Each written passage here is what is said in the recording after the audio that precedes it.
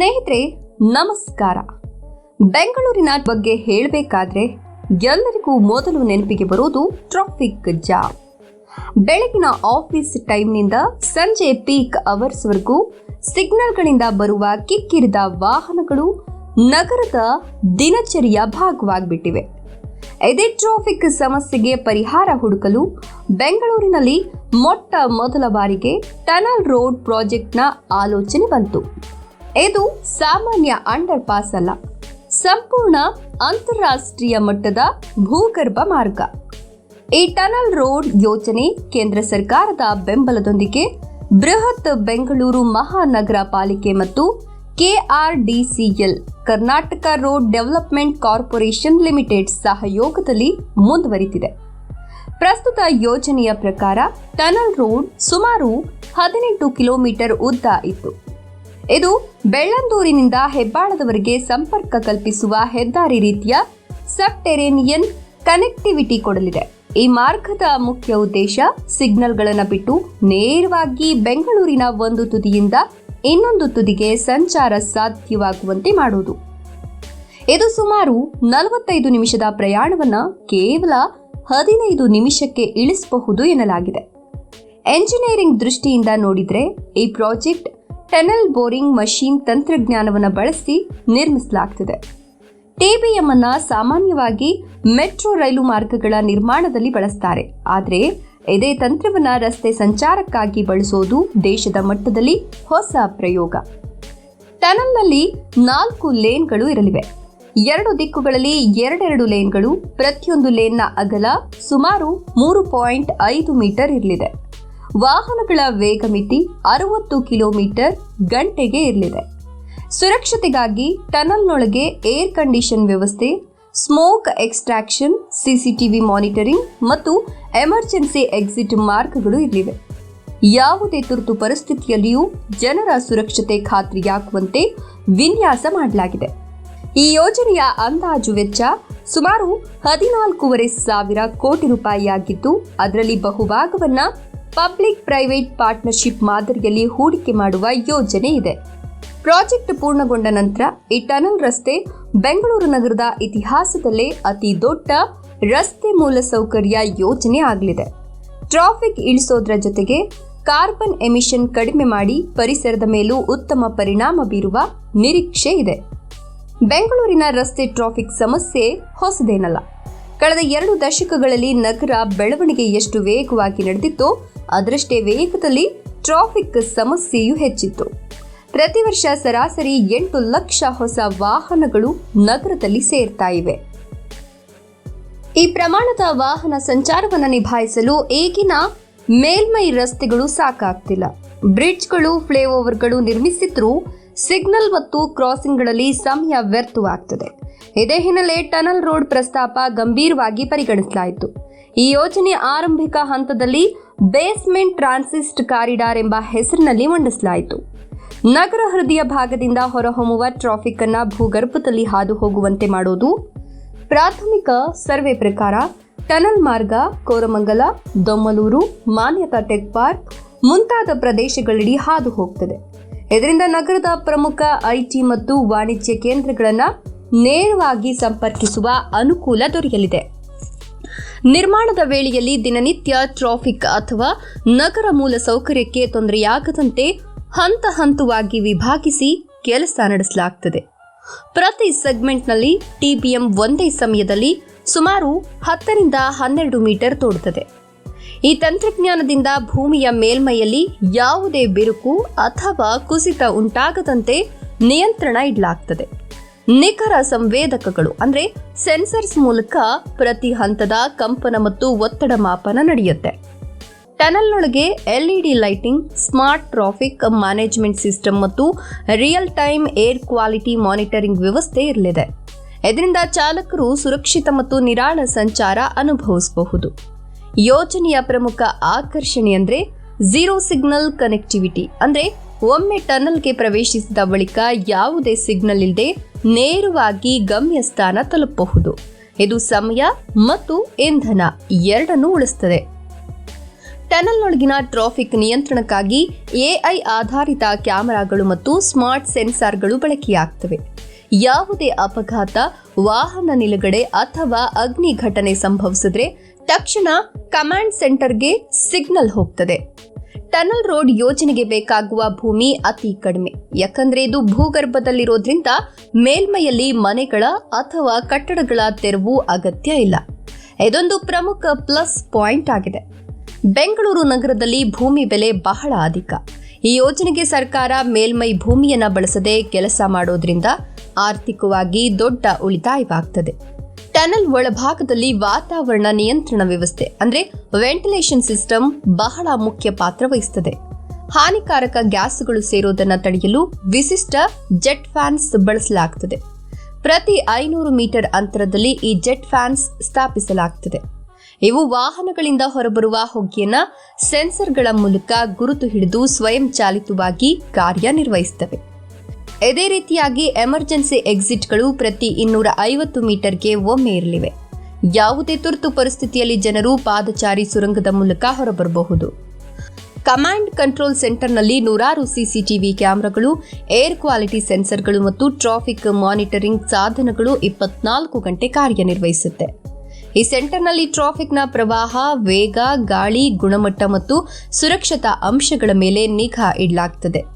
ಯಾವುದೇ ಅಸಾಮಾನ್ಯತೆ ಕಂಡುಬಂದರೆ alarm signal ತಕ್ಷಣ ಸಕ್ರಿಯಗೊಳ್ಳುತ್ತದೆ. ಬೆಂಗಳೂರು ಟನಲ್ ರೋಡ್ನಲ್ಲಿ ಬಳಸಲಾಗುವ ಟಿಬಿಎಂ ಯಂತ್ರಗಳು ಸುಮಾರು 100 ಮೀಟರ್ ಉದ್ದ ಮತ್ತು 6,000 ಟನ್ ತೂಕ ಹೊಂದಿರುತ್ತೆ. ಇವು ಪ್ರತಿ ಗಂಟೆ ಸರಾಸರಿ 1.5 ಮೀಟರ್ ಭೂಮಿಯನ್ನ ಕತ್ತರಿಸಬಲ್ಲವು. ಈ ಯಂತ್ರಗಳ ಕಾರ್ಯದ ವೇಗಕ್ಕೆ ಅನುಗುಣವಾಗಿ ಪ್ರತಿದಿನದ ತೋಡು ಪ್ರಗತಿ ಸುಮಾರು 10 ರಿಂದ 12 ಮೀಟರ್ ಆಗಿರುತ್ತೆ. ದೊಡ್ಡ ನಗರದಲ್ಲಿ ಈ ಪ್ರಮಾಣ ಬಹಳ ವೇಗದ್ದಾಗಿದೆ. ಈ ಟನಲ್ ಪ್ರಾಜೆಕ್ಟ್ ಅನ್ನ ಸ್ಮಾರ್ಟ್ ಸಿಟಿ ಇನ್ಫ್ರಾಸ್ಟ್ರಕ್ಚರ್ ಮಾದರಿಯಾಗಿ ಅಭಿವೃದ್ಧಿಪಡಿಸಲಾಗುತ್ತದೆ.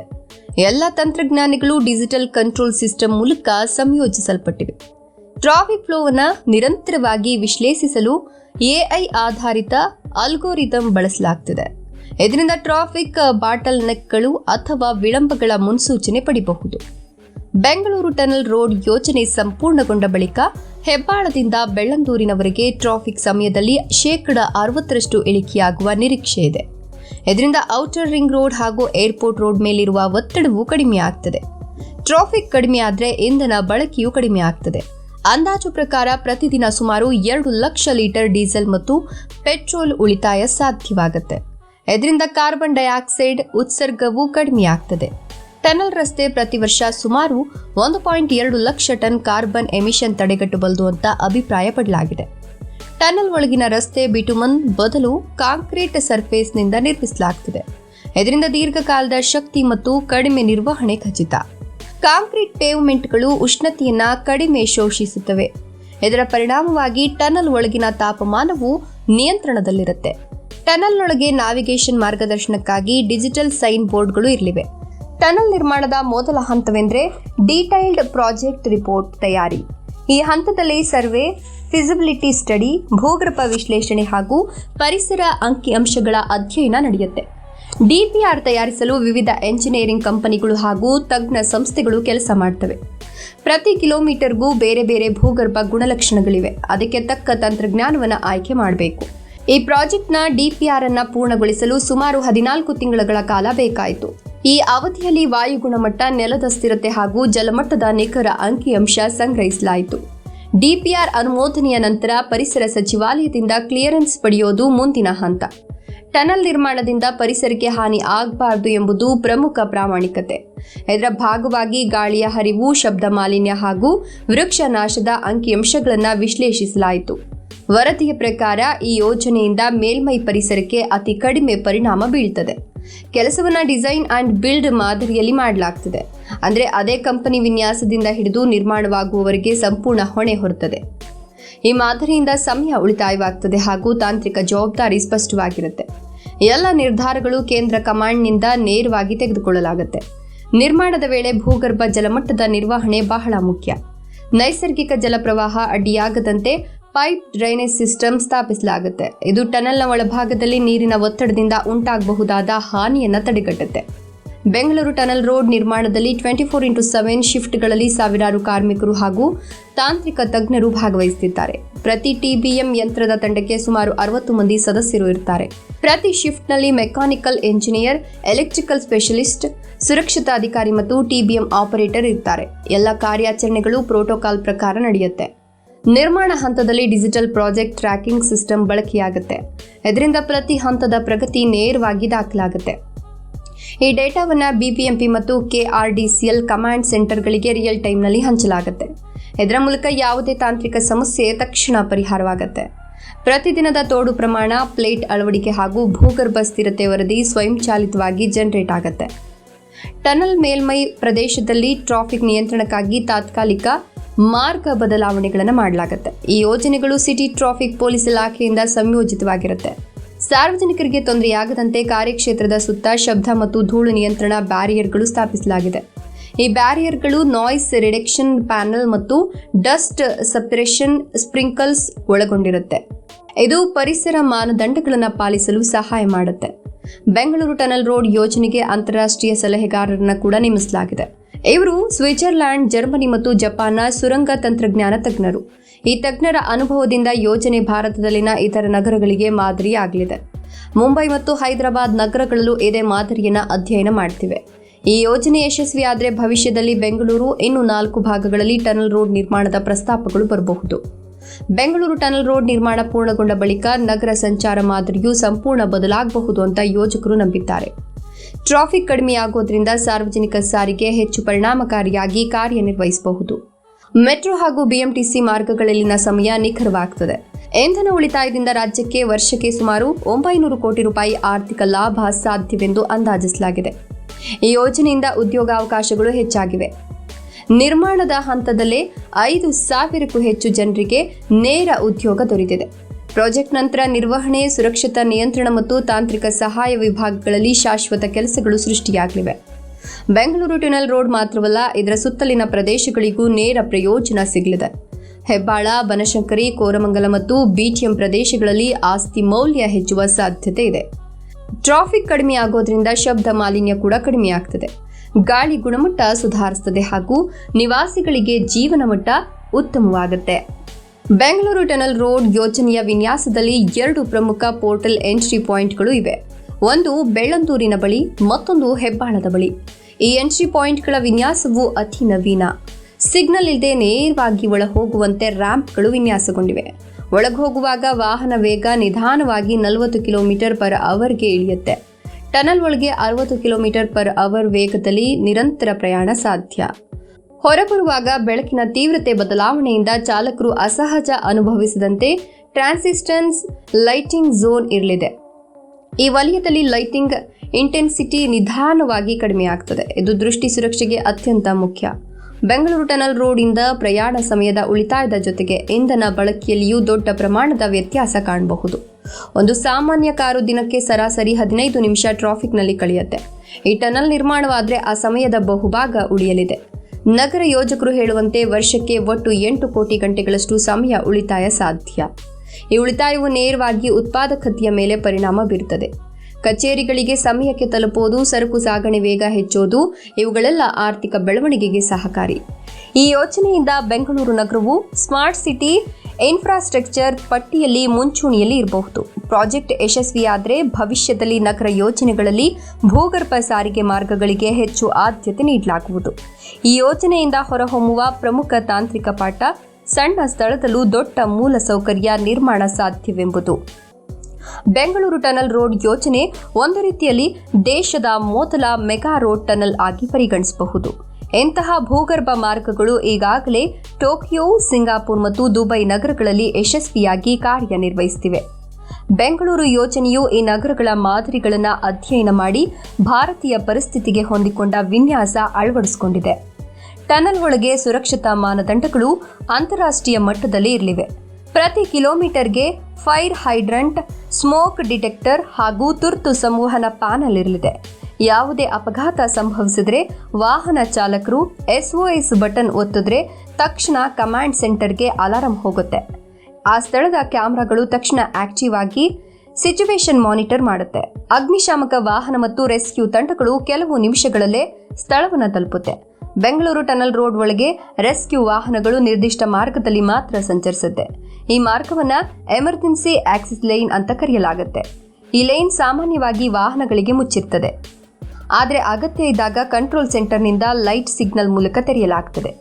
ಟನಲ್ನೊಳಗೆ ಬಳಸಲಾಗುವ ಪೇಂಟ್ ಹಾಗೂ ಸಿಮೆಂಟ್ ಮಿಶ್ರಣವು ವಿಶೇಷ ರೀತಿಯದ್ದು. ಇದನ್ನು ಫೈರ್ ರೆಸಿಸ್ಟೆಂಟ್ ಕೋಟಿಂಗ್ ಅಂತ ಕರೆಯಲಾಗುತ್ತೆ. ಈ ಕೋಟಿಂಗ್ ಟನಲ್ ಒಳಗಿನ ಕಾಂಕ್ರೀಟ್ ಅನ್ನ ತಾಪಮಾನವನ್ನು ನಿಯಂತ್ರಿಸುತ್ತದೆ ಹಾಗೂ ಅಗ್ನಿ ಸಮಯದಲ್ಲಿ ದೀರ್ಘಕಾಲ ಬಲ ನೀಡುತ್ತದೆ. ಬೆಂಗಳೂರು ಟನಲ್ ರೋಡ್ ಯೋಜನೆಯು ಸರ್ಕಾರದ ಗ್ರೀನ್ ಮೊಬಿಲಿಟಿ ಮಿಷನ್ ಯೋಜನೆಯ ಭಾಗವಾಗಿಯೂ ಪರಿಗಣಿಸಲಾಗುತ್ತದೆ. ಇದು ನವೀನ ತಂತ್ರಜ್ಞಾನ, ಶಕ್ತಿ ಉಳಿತಾಯ ಹಾಗೂ ಪರಿಸರ ಸಂರಕ್ಷಣೆಯನ್ನು ಒಟ್ಟುಗೂಡಿಸುವ ನಗರ ಯೋಜನೆಯ ಒಂದು ಮಾದರಿ. ಟನಲ್ನ ಒಳಗೆ ಬಳಸಲಾಗುವ ವಿದ್ಯುತ್ ಪೂರೈಕೆ ಸಂಪೂರ್ಣವಾಗಿ ನವೀನ ಶಕ್ತಿ ಮೂಲಗಳಿಂದ, ಮುಖ್ಯವಾಗಿ ಸೌರಶಕ್ತಿಯಿಂದ. ಟನಲ್ ಮೇಲ್ಮೈ ಪ್ರದೇಶದಲ್ಲಿ ಸ್ಥಾಪಿಸಲಾದ ಸೌರ ಪ್ಯಾನೆಲ್ಗಳು ಸುಮಾರು 10 ಮೆಗಾವ್ಯಾಟ್ ವಿದ್ಯುತ್ ಉತ್ಪಾದಿಸಬಲ್ಲವು. ಇದು ಲೈಟಿಂಗ್, ಫ್ಯಾನ್, ಸೆನ್ಸರ್ ಹಾಗೂ ಕಂಟ್ರೋಲ್ ಸಿಸ್ಟಮ್ಗಳಿಗೆ ನೇರವಾಗಿ ಶಕ್ತಿ ಪೂರೈಕೆ ಮಾಡುತ್ತದೆ. ಪರಿಸರದ ದೃಷ್ಟಿಯಿಂದ ಈ ಯೋಜನೆ ಕಾರ್ಬನ್ ನ್ಯೂಟ್ರಲ್ ಕನ್ಸ್ಟ್ರಕ್ಷನ್ ಎಂಬ ಪ್ರಮಾಣ ಪತ್ರ ಪಡೆಯುವ ಮೊದಲ ನಗರ ಯೋಜನೆಯಾಗಬಹುದು. ಕಾರ್ಬನ್ ಉತ್ಸರ್ಗ ಕಡಿಮೆ ಮಾಡಲು ಸ್ಥಳೀಯ ಸಸ್ಯರೋಪಣೆ ಮತ್ತು ಗ್ರೀನ್ ವಾಲ್ ತಂತ್ರಜ್ಞಾನಗಳನ್ನು ಅಳವಡಿಸಲಾಗಿದೆ. ಇನ್ನು ಟನಲ್ ಎಂಟ್ರಿ ಪಾಯಿಂಟ್ಗಳ ಸುತ್ತಲಿನ ಪ್ರದೇಶಗಳಲ್ಲಿ ಭೂ ಸೌಂದರ್ಯ ಹಾಗೂ ಪಾದಚಾರಿ ಮಾರ್ಗಗಳ ಸುಧಾರಣೆಯು ಯೋಜನೆಯ ಭಾಗವಾಗಿದೆ. ಈ ಭಾಗಗಳಲ್ಲಿ ಹಸಿರು ಗಿಡಗಳು, ನೈಸರ್ಗಿಕ ಕಲ್ಲುಗಳ ಪಥಗಳು ಹಾಗೂ ಅಲಂಕಾರಿಕ ಲೈಟಿಂಗ್ ಇರಲಿದೆ. ನಗರ ಟ್ರಾಫಿಕ್ ಪೊಲೀಸ್ ಇಲಾಖೆಯ ಟನಲ್ ಒಳಗಿನ ಟ್ರಾಫಿಕ್ ನಿಯಂತ್ರಣದ ಹೊಸ ತರಬೇತಿ ಪ್ರೋಟೋಕಾಲ್ಗಳನ್ನು ರೂಪಿಸುತ್ತಿದೆ. ಈ ತರಬೇತಿಯಲ್ಲಿ ತುರ್ತು ಸಂದರ್ಭ ನಿರ್ವಹಣೆ, ಸಂವಹನ ಕ್ರಮ ಹಾಗೂ ತಾಂತ್ರಿಕ ಸಾಧನ ಬಳಕೆಯ ಪಾಠಗಳಿರುತ್ತೆ. ಯೋಜನೆ ಪೂರ್ಣಗೊಂಡ ನಂತರ ಚಾಲಕರಿಗೆ ಜಾಗೃತಿ ಮೂಡಿಸಲು ಪಬ್ಲಿಕ್ ಇನ್ಫಾರ್ಮೇಷನ್ ಕ್ಯಾಂಪೇನ್ ನಡೆಸಲಾಗುತ್ತೆ. ಈ ಕ್ಯಾಂಪೇನ್ನಲ್ಲಿ ಟನಲ್ನ ಒಳಗಿನ ಚಾಲನಾ ನಿಯಮಗಳು, ವೇಗ ಮಿತಿ, ಸುರಕ್ಷತಾ ಕ್ರಮಗಳು ಹಾಗೂ ತುರ್ತು ಮಾಹಿತಿ ಎಲ್ಲವನ್ನೂ ಸರಳ ರೀತಿಯಲ್ಲಿ ತಿಳಿಸಲಾಗುತ್ತೆ. ಬೆಂಗಳೂರು ಟನಲ್ ರೋಡ್ ನಿರ್ಮಾಣ ಕಾರ್ಯವು ಹಂತ ಹಂತವಾಗಿ ನಡೆದಿದೆ. ಮೊದಲ ಹಂತದಲ್ಲಿ ಭೂಮಿಯ ಅಧ್ಯಯನ ಮತ್ತು ಪೈಲಿಂಗ್ ಕೆಲಸಗಳು ಈಗಾಗಲೇ ಆರಂಭವಾಗಿವೆ. ಟಿಬಿಎಂ ಯಂತ್ರಗಳನ್ನು ತಯಾರಿಸಲು ಜರ್ಮನಿ ಮತ್ತು ಜಪಾನ್ನ ಕಂಪನಿಗಳೊಂದಿಗೆ ಒಪ್ಪಂದ ಮಾಡಲಾಗಿದೆ. ಯಂತ್ರಗಳ ಭಾಗಗಳನ್ನು ಭಾರತದಲ್ಲೇ ಅಸೆಂಬಲ್ ಮಾಡಲಾಗುತ್ತಿದೆ. ಇದರಿಂದ ಸಾರಿಗೆ ಖರ್ಚು ಮತ್ತು ಸಮಯ ಉಳಿತಾಯ ಸಾಧ್ಯವಾಗಿದೆ. ಎಲ್ಲ ಯಾಂತ್ರಿಕ ಭಾಗಗಳು ಸರಿಯಾಗಿ ಕೆಲಸ ಮಾಡ್ತಿದ್ಯಾ ಅಂತ ಪರೀಕ್ಷಿಸಲು ಪ್ರತಿ ಟಿಬಿಎಂ ಯಂತ್ರವನ್ನು ಕಾರ್ಯಾರಂಭಿಸುವ ಮೊದಲು ಡ್ರೈ ರನ್ ಟೆಸ್ಟ್ ನಡೆಸಲಾಗುತ್ತೆ. ಡ್ರೈ ರನ್ ಯಶಸ್ವಿಯಾದ ನಂತರ ಟಿಬಿಎಂ ಅನ್ನು ಭೂಗರ್ಭಕ್ಕೆ ಇಳಿಸಿ ತೋಡು ಪ್ರಕ್ರಿಯೆ ಪ್ರಾರಂಭಿಸಲಾಗುತ್ತೆ. ಈ ಪ್ರಕ್ರಿಯೆ ಸಮಯದಲ್ಲಿ ಎಲ್ಲ ಮಾಹಿತಿ ಸೆನ್ಸರ್ಗಳಿಂದ ಕಮಾಂಡ್ ಸೆಂಟರ್ಗೆ ನೇರವಾಗಿ ಕಳಿಸಲಾಗುತ್ತೆ.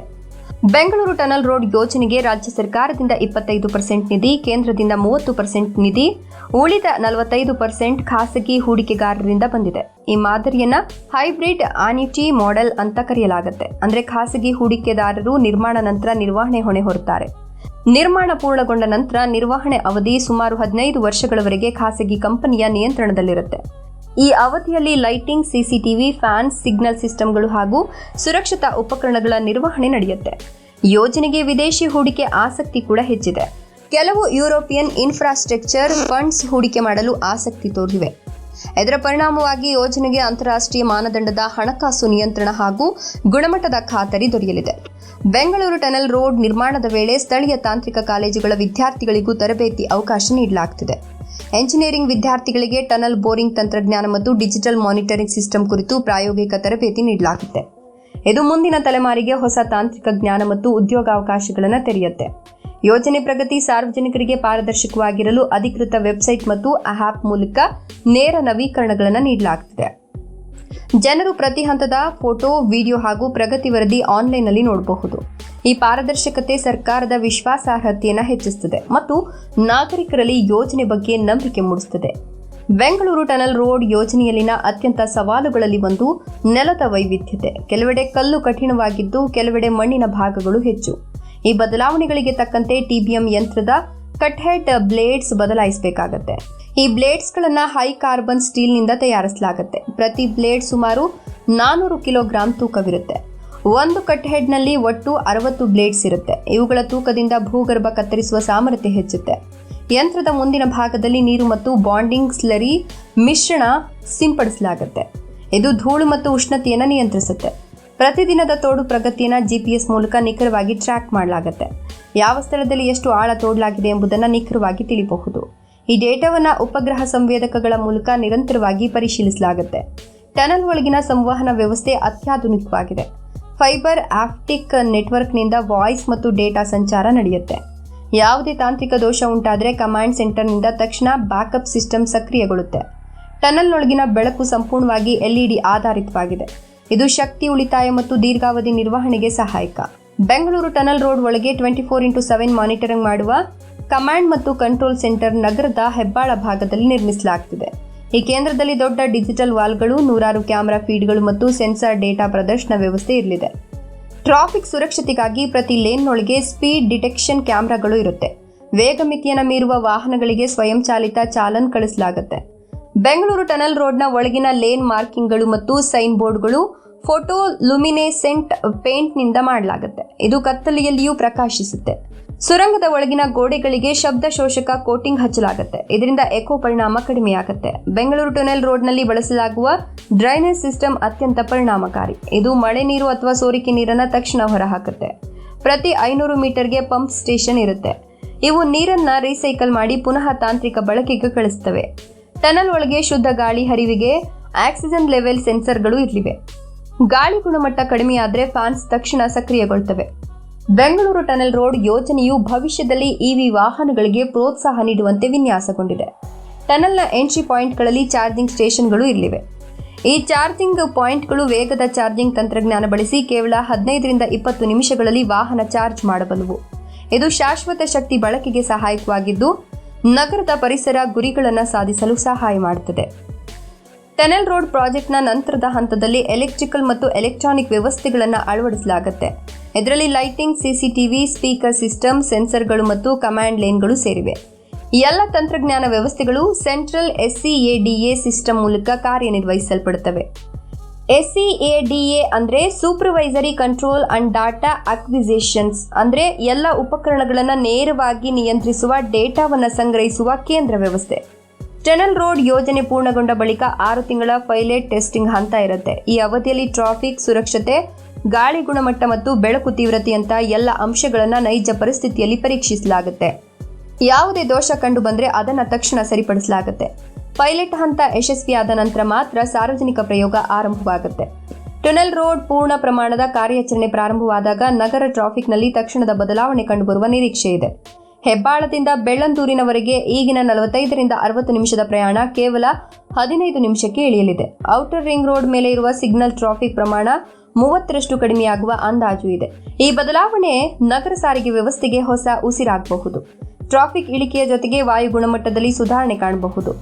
ಕಣಕಣಗಳ ಪ್ರಮಾಣ ಕಡಿಮೆಯಾಗುವುದು ಪರಿಸರದ ದೃಷ್ಟಿಯಿಂದ ದೊಡ್ಡ ಲಾಭ. ಟನಲ್ ರೋಡ್ ನಗರಾಭಿವೃದ್ಧಿಯ ಹೊಸ ಹಾದಿಯನ್ನು ತೆರೆದಿಡುತ್ತದೆ. ಇದು ಕೇವಲ ರಸ್ತೆ ಯೋಜನೆಯಲ್ಲ, ಒಂದು ದೀರ್ಘಕಾಲದ ನಗರ ಯೋಜನಾ ದೃಷ್ಟಿಕೋನ. ನಗರ ವಿಸ್ತರಣೆ ವೇಗವಾಗಿ ನಡೆಯುತ್ತಿರುವ ಸಂದರ್ಭದಲ್ಲಿ ಇಂತಹ ಭೂಗರ್ಭ ಮೂಲಸೌಕರ್ಯಗಳು ನಗರ ಸಮತೋಲನ ಕಾಪಾಡಲು ಅಗತ್ಯ. ನಗರ ಯೋಜಕರು ಮುಂದಿನ ಹಂತದಲ್ಲಿ ಈ ಟನಲ್ನೊಂದಿಗೆ ಸಂಪರ್ಕ ಹೊಂದುವ ಫೀಡರ್ ರೋಡ್ಸ್ ನಿರ್ಮಾಣಕ್ಕೂ ಯೋಜನೆ ರೂಪಿಸಿದ್ದಾರೆ.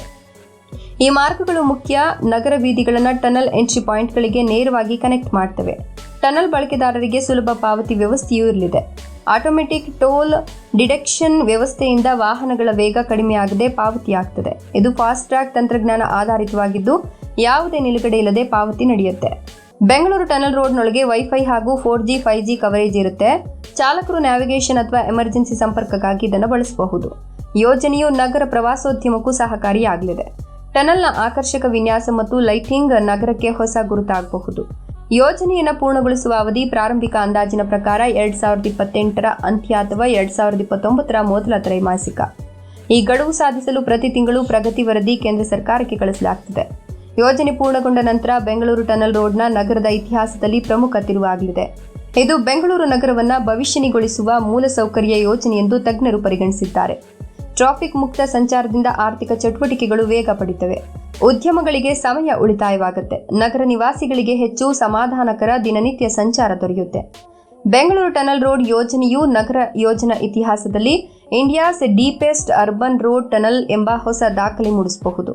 ಈ ಯೋಜನೆಯು ತಾಂತ್ರಿಕ ಯಶಸ್ಸು ಭಾರತದ ಇತರ ಮೆಟ್ರೋ ನಗರಗಳಿಗೆ ಮಾದರಿಯಾಗಲಿದೆ. ಮುಂಬೈ, ದೆಹಲಿ, ಹೈದರಾಬಾದ್ ಮತ್ತು ಚೆನ್ನೈ ನಗರಗಳಲ್ಲಿ ಇದೇ ರೀತಿಯ ಯೋಜನೆಗಳ ಪ್ರಸ್ತಾಪ ಈಗಾಗಲೇ ಚರ್ಚೆಯಲ್ಲಿದೆ. ಬೆಂಗಳೂರು ಟನಲ್ ರೋಡ್ ಯಶಸ್ವಿಯಾದರೆ ಭಾರತ ನಗರ ಸಾರಿಗೆ ಮೂಲಸೌಕರ್ಯದಲ್ಲಿ ಹೊಸ ಯುಗ ಆರಂಭವಾಗ್ತದೆ. ಈ ಯೋಜನೆ ನಗರ ಟ್ರಾಫಿಕ್ ಅನ್ನು ಮಾತ್ರ ಸುಧಾರಿಸೋದಲ್ಲ, ನಮ್ಮ ನಗರ ಯೋಜನಾ ದೃಷ್ಟಿಕೋನವನ್ನು ಬದಲಾಯಿಸುತ್ತದೆ. ಇದು ಒಂದು ನವೀಕರಣದ ಸಂಕೇತ. ಬೆಂಗಳೂರು ನಗರವು ತಾಂತ್ರಿಕತೆ ಮತ್ತು ಪರಿಸರದ ಸಮತೋಲನದತ್ತ ಹೆಜ್ಜೆ ಇಡ್ತಿದೆ. ಈ ಟನಲ್ ರಸ್ತೆ ಕೇವಲ ಕಾಂಕ್ರೀಟ್ ಮತ್ತು ಉಕ್ಕಿನಿಂದ ನಿರ್ಮಿತ ಮಾರ್ಗವಲ್ಲ, ಇದು ಭವಿಷ್ಯದ ಬೆಂಗಳೂರು ಕನಸುಗಳನ್ನು ಹೊತ್ತಿರುವ ಮಾರ್ಗ. ಒಂದು ಸಮಯದಲ್ಲಿ ಟ್ರಾಫಿಕ್ನಿಂದ ಕಂಗೆಟ್ಟ ಈ ನಗರ ಈಗ ಭೂಗರ್ಭದಲ್ಲಿ ಶಾಂತವಾಗಿ ಸಂಚರಿಸುವ ಸಂಚಾರದ ಮಾದರಿಯಾಗಲಿದೆ. ನಾಳೆಯ ಬೆಂಗಳೂರು ಈ ಟನಲ್ನೊಳಗೆ ತನ್ನ ಹೊಸ ಬೆಳಕನ್ನು ಕಂಡುಕೊಳ್ತಿದೆ. ಬೆಂಗಳೂರು ಟನಲ್ ರೋಡ್ ಇದು ಕೇವಲ ಮಾರ್ಗವಲ್ಲ, ಭವಿಷ್ಯದ ನಗರದ ಹೊಸ ಪ್ರಾರಂಭ. ಇದಿಷ್ಟು ಬೆಂಗಳೂರು ಟನಲ್ ರೋಡ್ನ ಮಾಹಿತಿ. ನಿಮ್ಮ ಅನಿಸಿಕೆ ಅಭಿಪ್ರಾಯಗಳನ್ನು ಕಮೆಂಟ್ ಮಾಡಿ. ವಿಡಿಯೋ ಇಷ್ಟ ಆದರೆ ಲೈಕ್ ಕೊಟ್ಟು ಶೇರ್ ಮಾಡಿ. ತಪ್ಪದೆ ನಮ್ಮ ಚಾನೆಲ್ ಅನ್ನು ಸಬ್ಸ್ಕ್ರೈಬ್ ಮಾಡಿಕೊಳ್ಳಿ. ಧನ್ಯವಾದಗಳು.